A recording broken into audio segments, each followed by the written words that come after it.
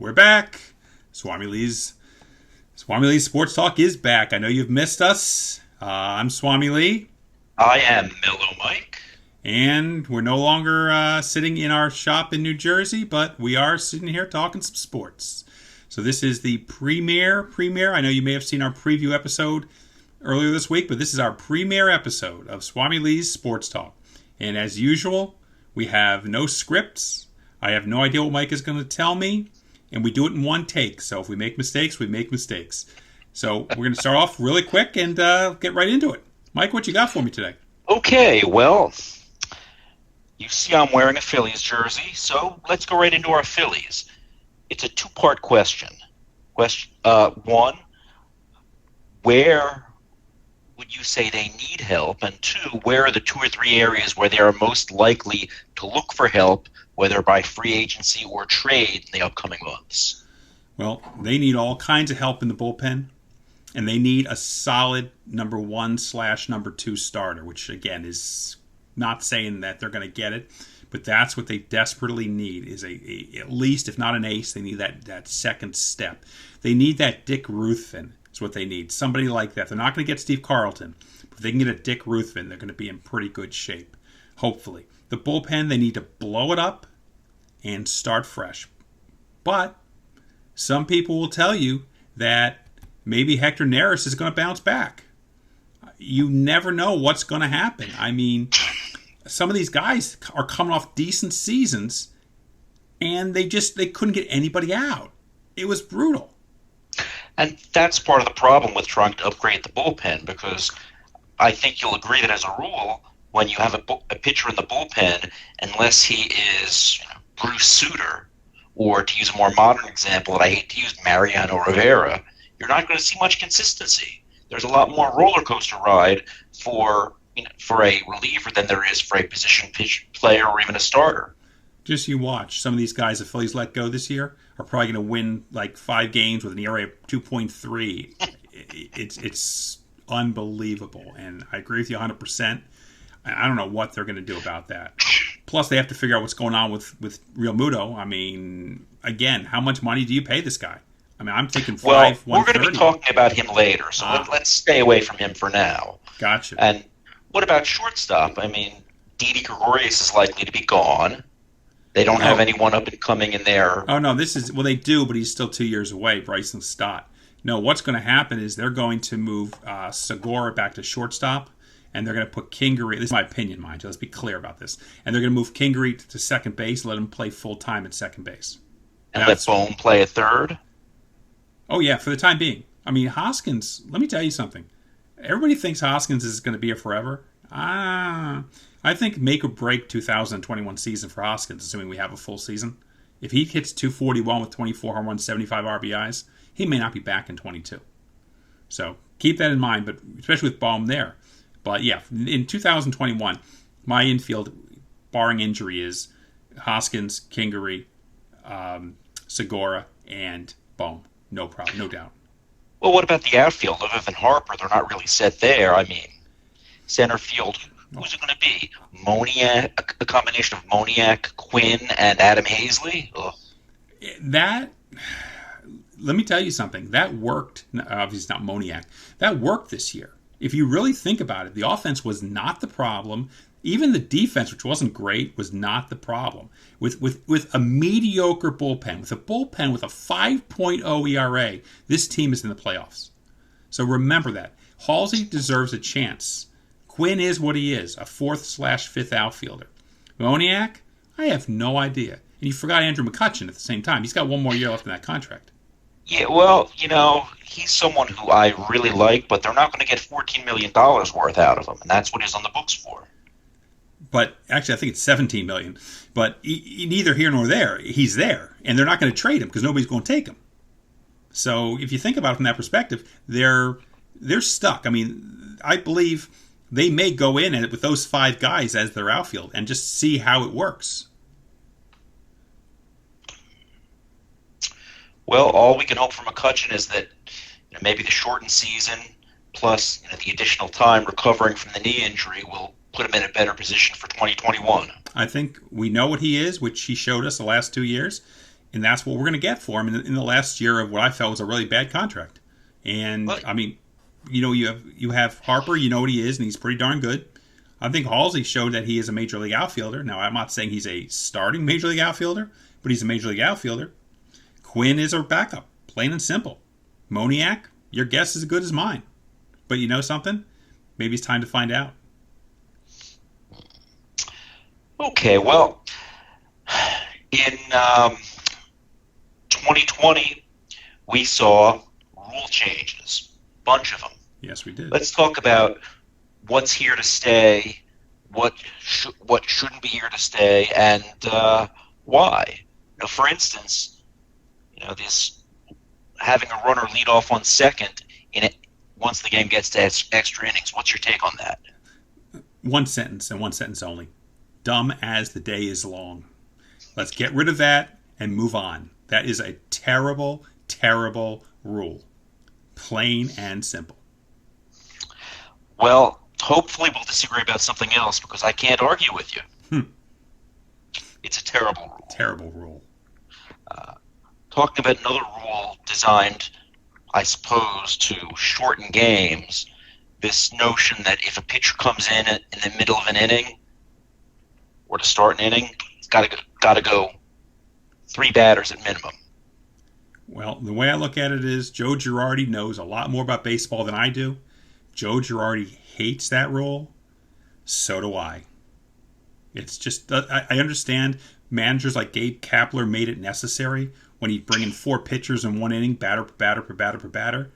But no, it is not. It's a dumb rule, and I'm going to stick with that. Get rid of it. The worst I ever saw was an April game in 2016. It was Phillies Indians, and I know you know who the Indians manager was. Terry Francoma. And in April, in an interleague game, he used 3 pitchers in the 5th inning. Terrible. Or Awful. a really bad bullpen. Well, it couldn't have been terrible unless they upgraded significantly between then and the World Series. Good point. But once again, we see Terry Francona luck into the World Series. But let's not get bogged down in Terry. Designated hitter finally went to the National League. And while they said it was for this season, I think it's here to stay. Well, this is interesting because as much as I'm an old-timer, okay, I am also a fan of the designated hitter, which I never thought I would be, because it extends careers. Okay, Hank Aaron, 2 years with the Brewers. You've got Edgar Martinez, who kicked around for how long? You have Paul Molitor, kicked around for how long? And seriously, I don't really want to watch Aaron Nola bat. Am I crazy? Well, it's not so much a question of pitchers batting. It just eliminates a little bit more strategy from the game. True, but let me ask you this question. The kids today, do they really care? Think about it this way. The old-timers are dying off. Okay, I know it's horrible to say that. They're dying off. Nobody's scoring games anymore. It's just not the way things are done. You need to appeal to a new generation, whether you like it or not.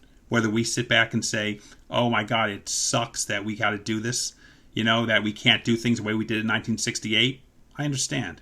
But you have to do something for the youngins of today. And I think the designated hitter is a good step because it means more action, more power, more offense, more everything.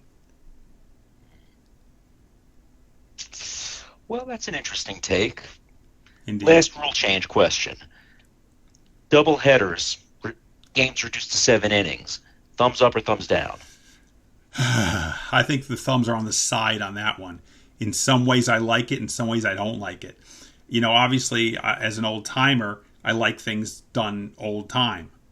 That being said, who wants to sit through 18 innings minimum in one day of watching games?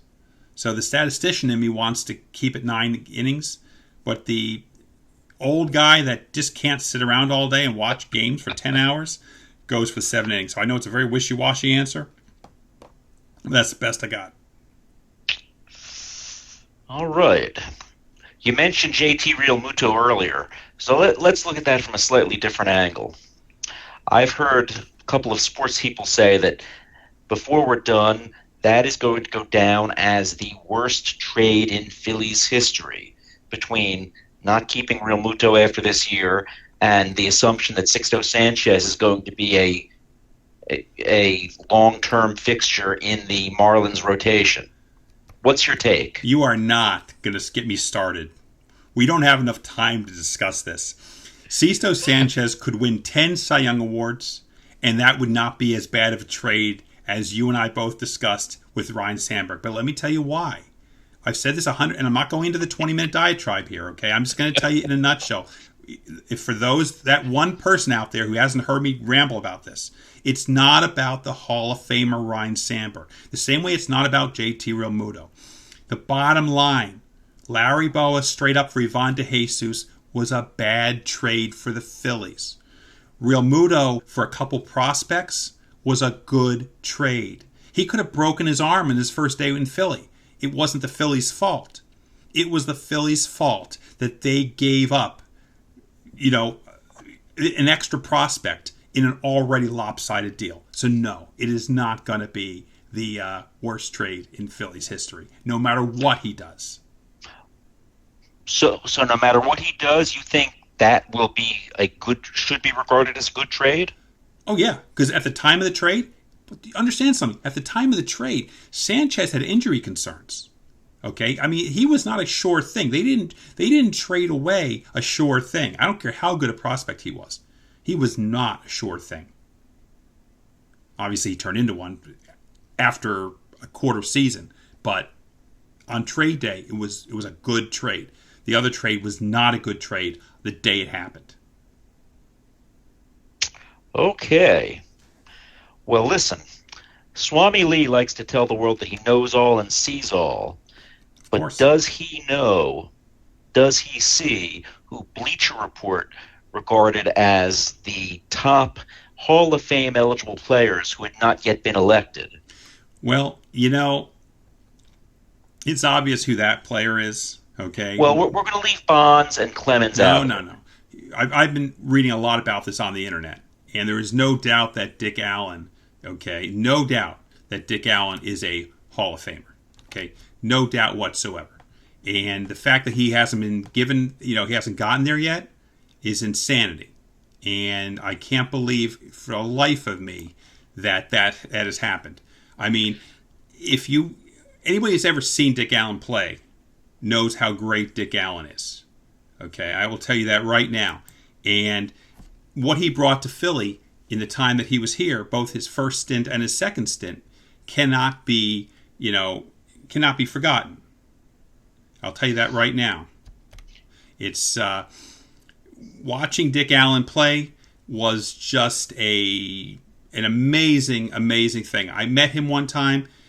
Just being in the greatness that is Dick Allen was amazing.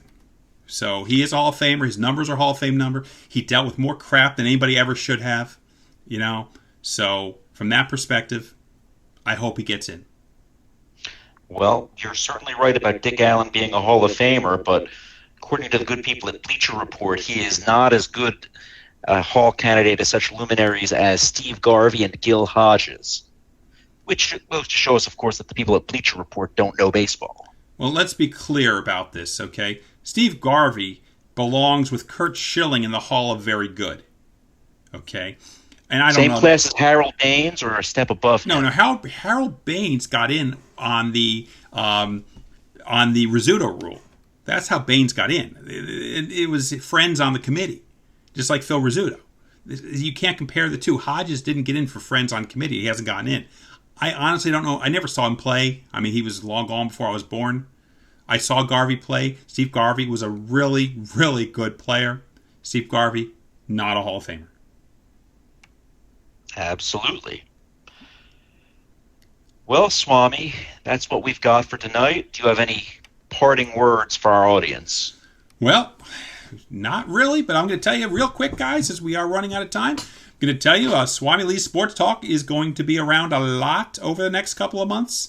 Mike and I will be back here every week, and you'll see some special guests during the week also on different shows. And we are going to do a couple really cool things. But this was just our get started a little bit, kind of show you that we're back. And when you guys are ready, you never know when the next episode is going to show up. Can't even speak anymore. But be aware that every week you're going to see SwamiLee's sports talk. Oh, God, I'm really having trouble today. I think I need a glass of water. But anyway, Mike, what about you? Anything left to say? I have no parting words except that I hope everybody enjoys the show. I hope that people watch the show, and we'll be back. Great. Please hit like on this video if you like it, and leave us some comments. And I'm SwamiLee. I'm Mellow Mike. And have a great day, guys. Bye-bye.